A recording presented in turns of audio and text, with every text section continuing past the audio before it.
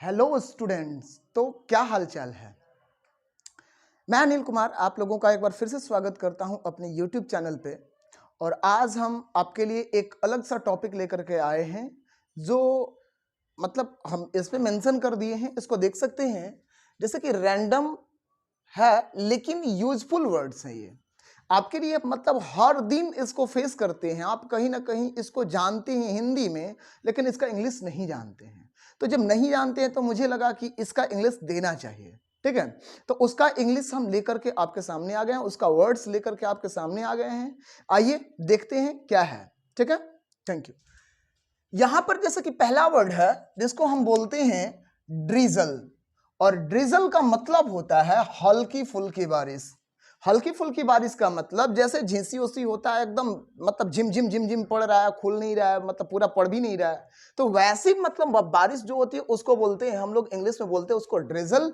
और उसका हिंदी होता है जिसको बोलते हैं हम हल्की बारिश। जैसे अभी मान लीजिए हम लोग आ रहे थे तो हल्का फुल्का बारिश हो रहा था, बूंदाबांदी हो रहा था एकदम, जिस मतलब हल्का हल्का बारिश हो रहा था।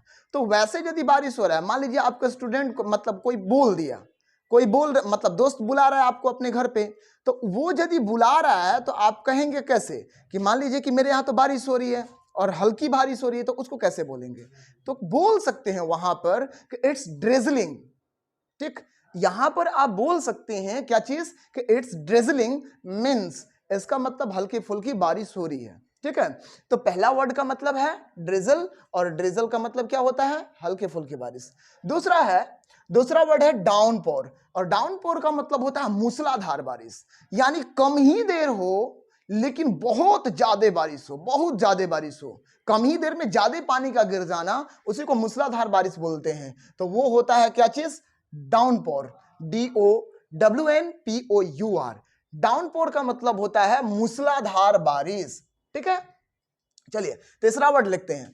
तीसरा वर्ड जो है ये है डेक्स्ट्रस। और डेक्स्ट्रस ऐसे व्यक्ति को बोलते हैं जो हाथ से कोई भी कला करने में बहुत ज्यादा माहिर होता है, बहुत ज्यादा कुशल होता है, जिसे हम बोलते हैं हाथ से करने में कुशल। जैसे हम लिखे हैं हाथ से करने में कुशल का मतलब क्या है कि कोई भी आदमी होता है, कोई काम करेगा तो हाथ से इतना बढ़िया चीज बना देता है, मतलब बहुत अच्छा चीज वो कर देता है। तो उसको हम लोग बोलते हैं क्या चीज, उसको बोलते हैं हम लोग यहां पर डेक्स्ट्रस, ठीक है।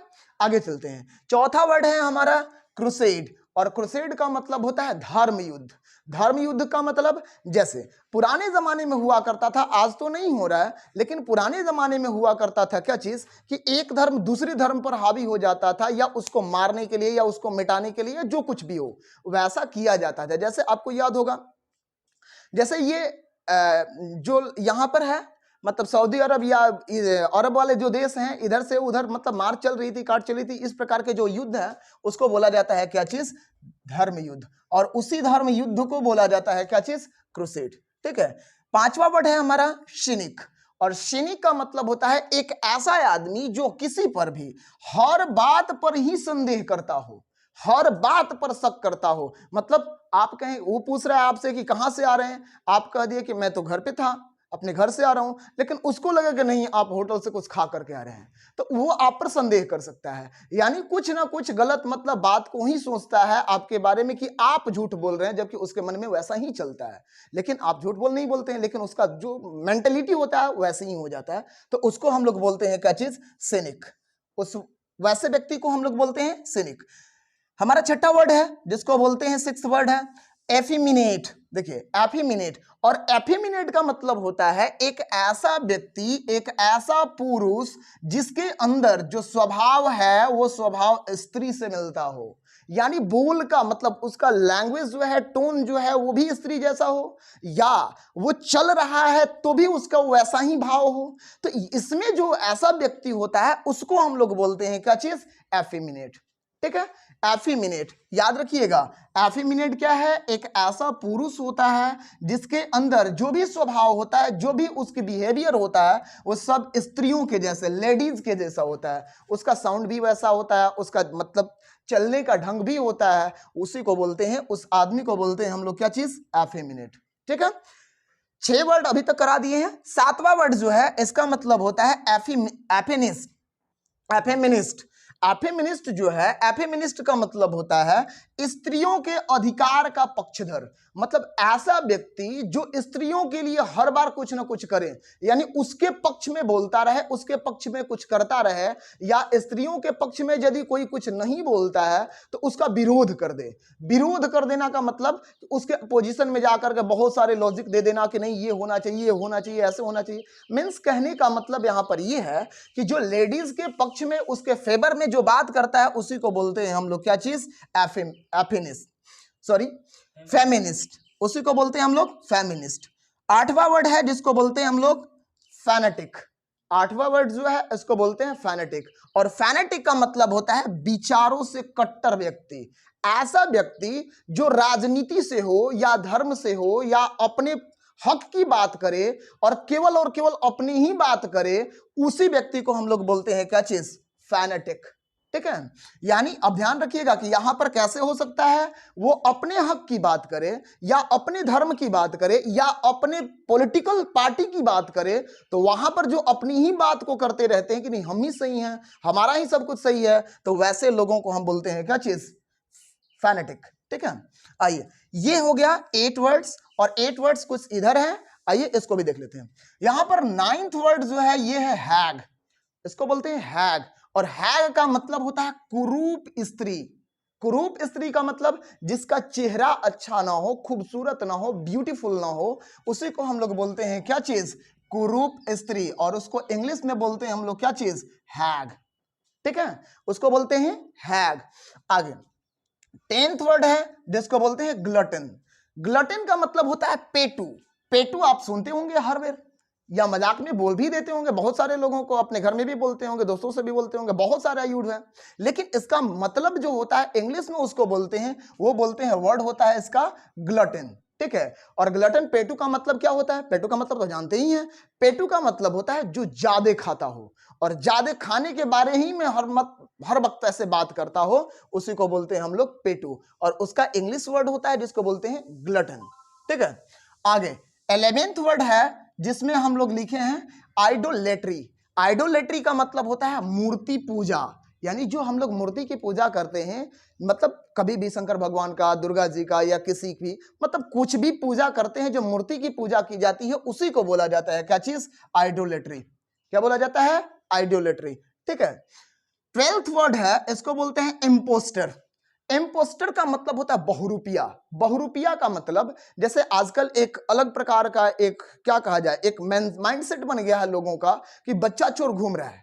बच्चा चोर घूम रहा है, ये कहीं हकीकत भी हो सकता है या फॉल्स भी हो सकता है, ये नहीं पता। ठीक है, लेकिन यहां पर जो बात है ये इम्पोस्टर है, और इम्पोस्टर का मतलब कुछ लोग कहते हैं कि बच्चा चोर जो है वो कैसे आता है, भिखारियों के भेष में, साधुओं के भेष में, या ऐसे ही पागल बन के घूमते रहता है और जब भी मौका मिलता है वो लेकर के भाग जाता है। यानी कहने का मतलब है कि वैसे ही लोग जो साधु के भेष में आए, जो भिखारी के भेष में आए, या किसी भी मतलब अलग प्रकार का अपना चेहरा दिखाएं लेकिन हकीकत उसका पता ना चले, उसी को बोलते हैं हम लोग क्या चीज, बहुरूपिया, और उसको उस बहुरूपिया को इंग्लिश में बोलते हैं हम लोग इम्पोस्टर।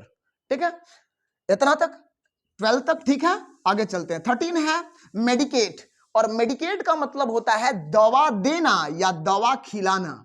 छोटा बच्चा है और छोटे बच्चे को क्या होता है, छोटा बच्चा तो अपने से खाता ही नहीं है, वो तो दवा देंगे तो फेंक देगा ऐसे, लेकिन उसको लेके देना पड़ता है। माँ जो होती है वो माँ उसको खिलाती है, तो उसका मीन्स दवा खिलाने का मतलब क्या होता है, दवा खिलाने को क्या बोलते हैं, तो उसको हम लोग बोलते हैं इंग्लिश में क्या चीज, मेडिकेट।